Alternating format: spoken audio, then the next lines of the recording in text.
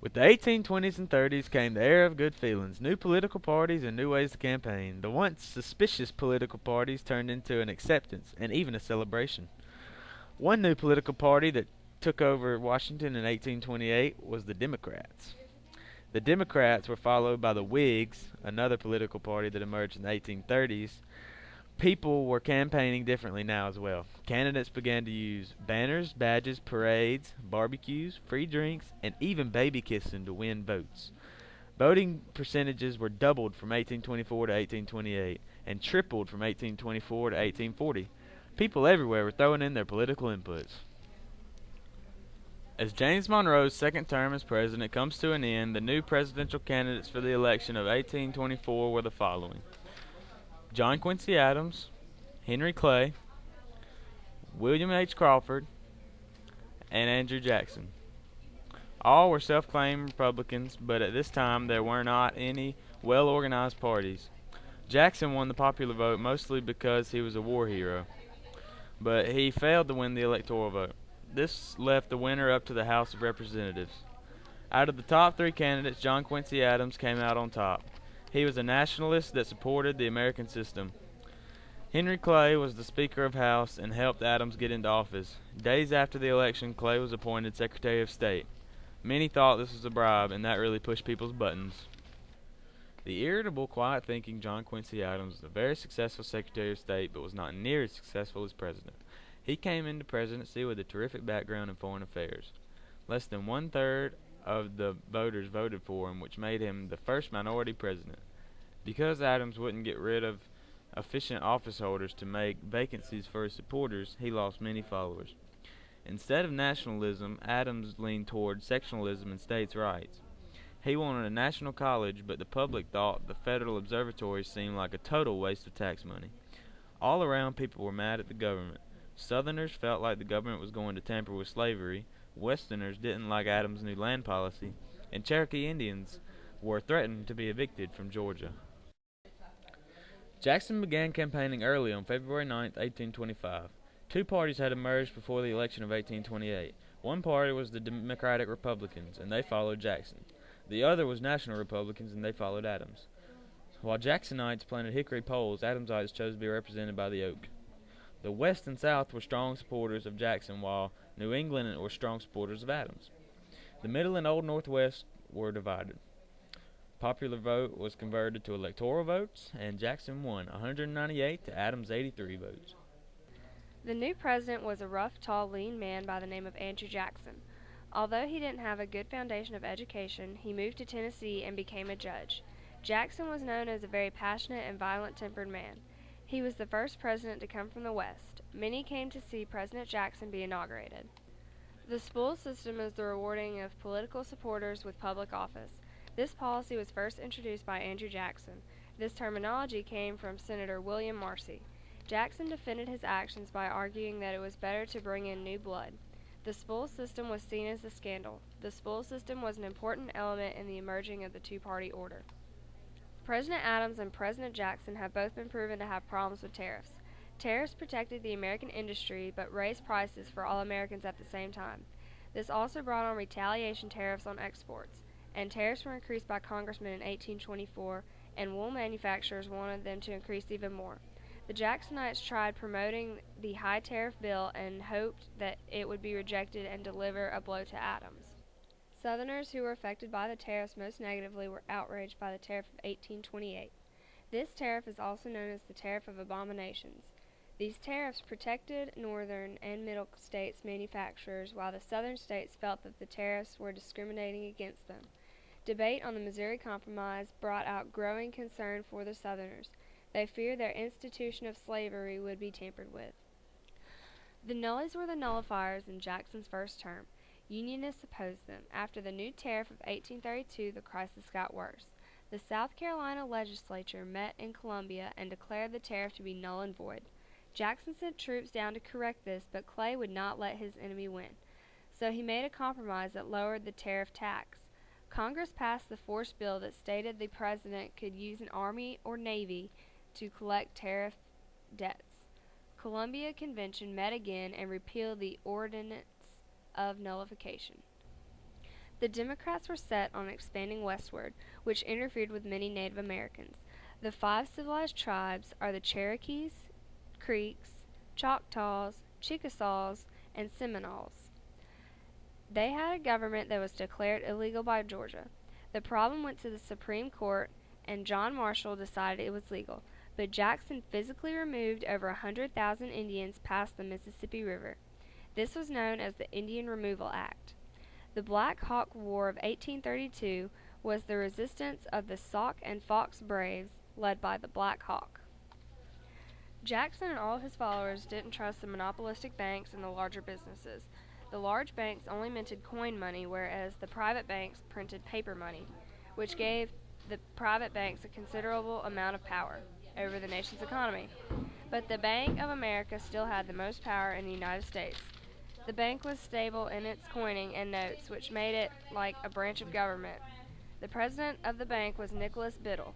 Jackson hated the idea of a central national bank, which caused the Bank War of 1832, when Henry Clay and Daniel Webster presented Congress with a bill to renew the bank's charter.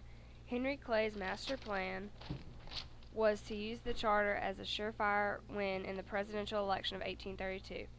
Clay was going to send the bill through Congress, and if Jackson signed it, he would abandon his Western followers, but if he rejected it, he would lose the election for sure. Jackson vetoed the bill because he said it would be harmful to the nation. In the election of 1832, the main opponents were Henry Clay and Andrew Jackson. The campaign was rough. Clay's admirers shouted "Freedom" and Clay, while Jackson's supporters harped on Clay's dueling, gambling, cockfighting, and fast living. A third party emerged during this time, the Anti-Masonic Party. They opposed the Masonic order's secrecy and influence and quickly became an influential group. They were also an anti-Jackson party as a Jacksonian wave swept over the West and the South. The Bank of the United States was denied a recharter after 1836. Jackson didn't want Nicholas Biddle, the president of the bank, pulling any more tricks on him, so he wanted to bury them for good by removing federal deposits from its vaults. Jackson decided not to deposit any more funds with Biddle. The fall of the bank dented the American economy. The so-called pet banks, state banks with Jackson's views, now had surplus funding, and this caused inflation. Jackson said land must be bought with metallic money, which stopped speculative boom and led to the Panic of 1837. The Whigs appeared in the 1830s composed as mostly Jackson's opponents grouping together. After Jackson removed the bank, the Whigs became a stronger political force by attracting other people who disliked Jackson. The Whigs were self-claimed conservatives, but were really progressive. They called for international improvements and claimed to be defenders of the common man. Martin Van Buren was Jackson's vice president and chosen as his successor in 1836. An ailing Jackson was too old to think about running for a third term, but hoped to serve a third term through Van Buren. The Whigs, still unorganized, were unable to nominate a presidential candidate. They planned instead to run several favorite sons in hopes of scattering the vote so that no candidate could win by majority. But their plan failed when Van Buren won the election with 170 to 124 votes in the Electoral College. Van Buren, who despite being intelligent and effective, lacked the personality of Jackson and seemed unable to step into his shoes. Without Andrew Jackson's popularity, his inheritance of the presidency also got him into Jackson's many enemies. His term was full of hardship and trouble. Rebellions in Canada in 1837 stirred up incidents along the northern border and threatened to begin a war with Britain. Soon after the economic situation, the nation began to crumble. The Panic of 1837 was caused by speculation created by a rise in get-rich-quick schemes. Gamblers in the West were doing business on borrowed capital, mostly using unstable currency of the smaller banks. Other causes were the bank war, the Specie Circular, and failure of wheat crops. The panic, which had begun during Jackson's presidency, was at its full force during Van Buren's term. American banks began to collapse by the hundreds. The Whigs proposed an expansion of bank credit, higher tariffs, and subsidies to fix the economy. Van Buren, however, rejected the proposals and instead passed the divorce bill, which separated the banks from the government completely. The bill was not very popular and was eventually repealed in 1846. Mexican government made Stephen Austin a deal to let 300 American families into Texas on a very large piece of land if they were already Roman Catholic and were to become Mexicanized. These rules were ignored because these people were American at heart. There were about 30,000 Texas Americans by 1835. Slavery brought the Texans many arguments. The Mexican opposed slavery, but Texas insisted on it. When Stephen Austin went to negotiate, he was thrown in jail by the Mexican dictator Santa Anna for 8 months. Texans declared their independence in 1836 and named Sam Houston their commander-in-chief. An angry Santa Anna led 6,000 men into Texas. His army wiped out all 200 Texans at the Alamo. A few days later, the American volunteers were defeated at the Battle of Goliad, but were butchered as pirates after their surrender. General Sam Houston lured Santa Anna into San Jacinto, where Americans wiped out their army in a surprise attack. Santa Anna signed 2 treaties, one removing troops and the other recognizing the Rio Grande as an extreme southeastern border of Texas. Texans wanted to be annexed by the states, but the slavery issue was holding them back. With their annexation would bring an unbalanced slave to non-slave state ratio, which the northern non-slave states would not let happen, so Texas annexation didn't happen. Martin Van Buren was renominated by the Democrats in 1840. The Whigs felt, since the panic was still noticeable, that they had a chance of winning.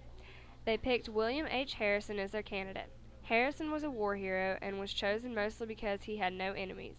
The Whigs portrayed Harrison as a farmer of the North Bend, and Van Buren as an aristocrat. Harrison won by both popular and electoral votes. 2 major changes occurred in American politics during the election of 1840. The first was the new populist democratic style that emerged. Politicians now had to appease the mass of voters to win an election. Leading citizens still held the high political offices. The common man was now a very important part in American politics. The second major change was the 2-party system that developed. These 2 parties were known as the Democrats and the Whigs. The Jacksonian Democrats believed in individual liberties and they were against governmental control. The Whigs, however, were in favor of a harmonious society and liked the idea of a community. The Whigs were better off than the Democrats and were in favor of the national bank, protective tariffs, international improvements, public schools, and moral reforms. These parties were fairly similar despite their differences. They also broke up in the 1850s.